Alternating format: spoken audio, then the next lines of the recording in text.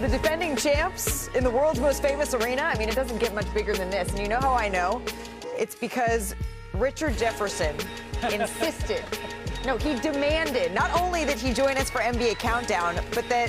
What, we twin it out? We're dressed alike? Yes. Dressed like me. What's up?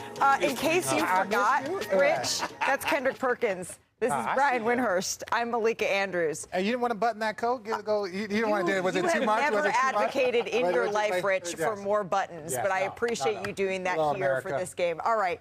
Now that we've established that, gentlemen, let's get straight to it, because the man that waits for no one, as good as Richard and I look, SGA. Oh my God. Pulling up to the Garden. Is that this one had piece? its own bag. This had its own bag on this trip. Just tell me they make that in the 5X. They don't make There's anything not in enough 5X. material there. It's a good reason, though, that they're confident. OKC has been outscoring teams by over 11 points a game this season. Not only is that a league high, it's seventh best mark in NBA history.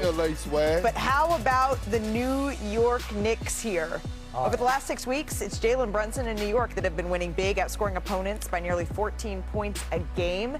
And when you take stock, we could be looking at this matchup being a potential finals preview here, because ESPN Analytics, they have this as the third most likely matchup come June. The Knicks have just under a 15% chance to meet the Thunder on the game's biggest stage in the NBA Finals. I don't know, Brian, are you a little surprised to see the Knicks projected that far down the list of teams to represent the East? I am, and here's why. Because when you look at the Knicks and you look at what they've built over the last few years, they have spent so much money and so many draft picks to get a closer in Jalen Brunson, a double-double machine who can stretch the floor in Karl Anthony Towns, elite two-way wings, OG Anunoby, Mikal Bridges, energy players, Josh Hart, Mitchell Robinson. This team is completely built to win it now, but as those numbers show, they are not a team that has demonstrated that we can trust them, and the numbers don't trust them either. Well, I trust them. I trust them. If you'd asked me this 2 months ago, I would have said hell no, but I trust them right now, because when you're on a contender and you know you have a legit chance of winning a title, the message in the locker room is that come March, you want to be hitting your peak going into April. That's what this team is doing right now. They have been one of the better defensive teams. Karl Anthony Towns, I have to sing his praises. You know why? Because he is sacrificing. I know he hasn't scored it. He's on a hot streak right now, RJ, Wendy, and Malika, or a streak, should I say, for us not having 20 field goal attempts, but the word sacrifice come to mind.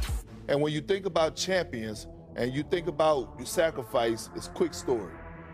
We in Rome, 2008. KG says He loves talking about this. You damn right, because the star was born. It's never a quick story either. That's the great thing about winning a championship. You can always.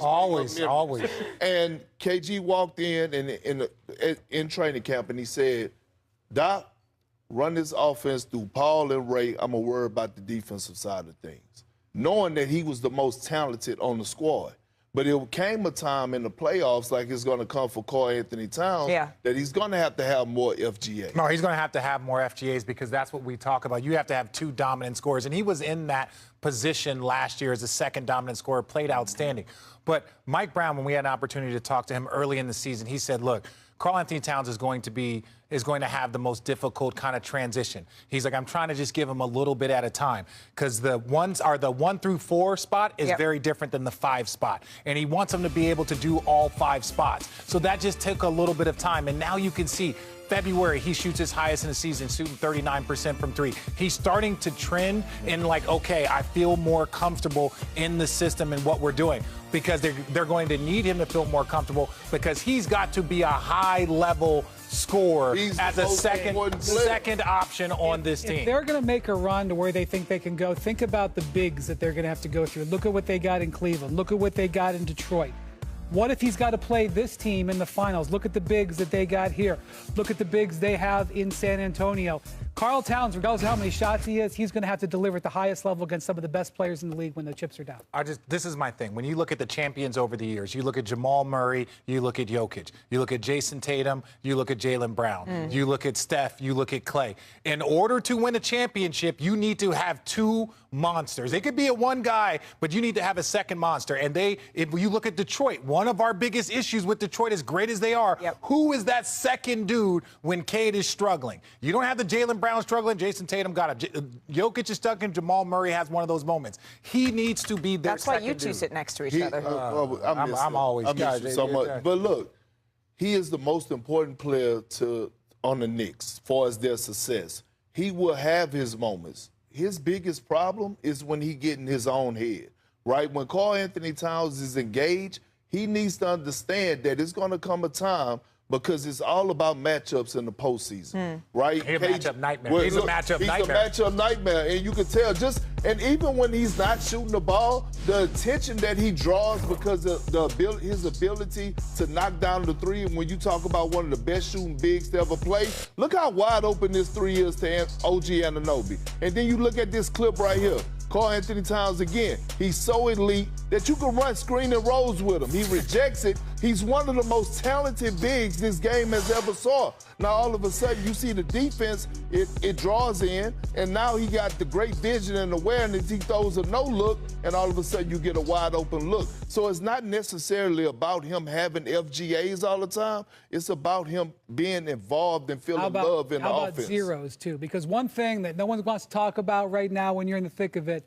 he's due a contract extension this summer. He's got 1 year left guaranteed after this year. This is when you extend somebody. You want him to finish on a high note because at some point this summer, it's going to be discussing money. And you earn your money in the postseason. And they want to give him the money, though. But he's auditioning. You know the ties that he have.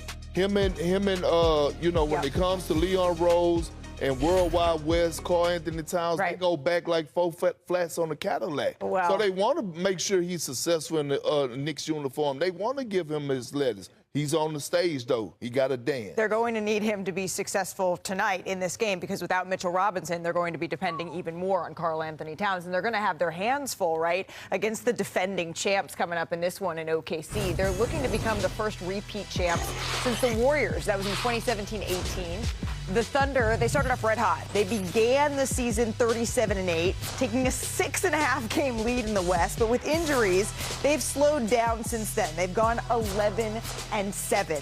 However, SGA still playing at an elite level here. He's scoring at least 20 points in 123 straight games. That is 4 games shy of passing Wilt Chamberlain for the longest streak in NBA history.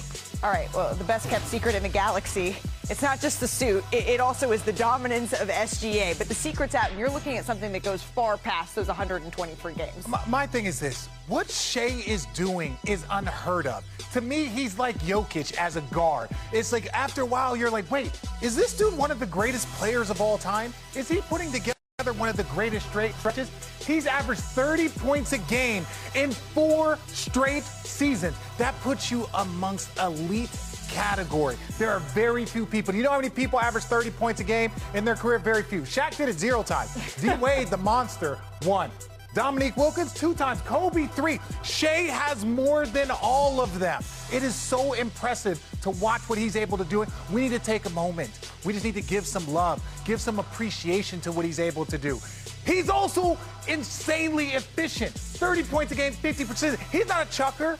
He's efficient. He's getting into the paint. He shoots threes, but that's not his primary weapon. He's got 4 seasons of 30 points a game at 50% in his career. Yeah. Sis, that makes absolutely no sense because he's in there with trees. He's doing it like Durant, Curry, LeBron combined. Now, these are some of the most efficient monsters. We got 50, 40, 90 in this group. And you know what? They've only done it 3 times. He's doing all of these things. It's so impressive to watch him just continue to transition. And when you even go even higher, even more elite, what do? You got 4 straight seasons with 30 points a game at 50%. Now, do you know who else has done that? Michael Jordan. Do you know who else has done that?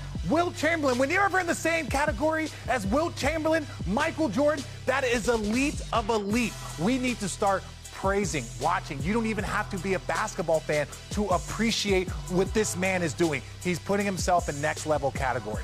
The streak that he's on, the 20-game streak, that's going to go down as one of the hardest things that you could ever do because it's the consistency that he brings it with. And he says he just wants it to lead to winning. And that brings us now to our head-to-head. It's brought to you by DraftKings Sportsbook.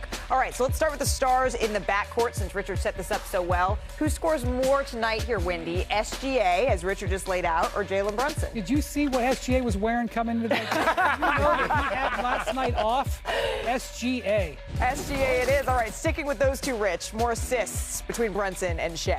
Oh, I'm going to go Brunson because I think Karl Anthony Towns is going to, I think he's starting to feel the vibes. I think some of those assists are going to be easy with him. As long as we're talking big man, we go to our big man. Kendrick Perkins, who's going to have more points, Chet Holmgren or Cap? I feel like it's Chet is fiending like Jodeci to score over Training because he hasn't done it since the month of January.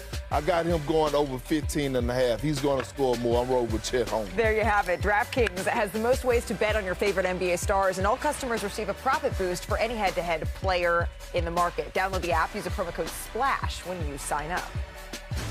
So this is our next ESPN NBA Friday doubleheader. The Mavs and the Celtics. It's at 7 o'clock Eastern. Cooper Flagg, he could be back for that one.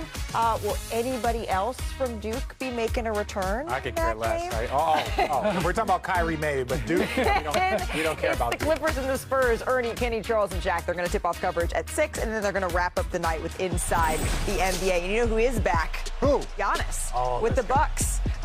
Their play tonight in the nightcap. Is it a little too late for Milwaukee to make a push?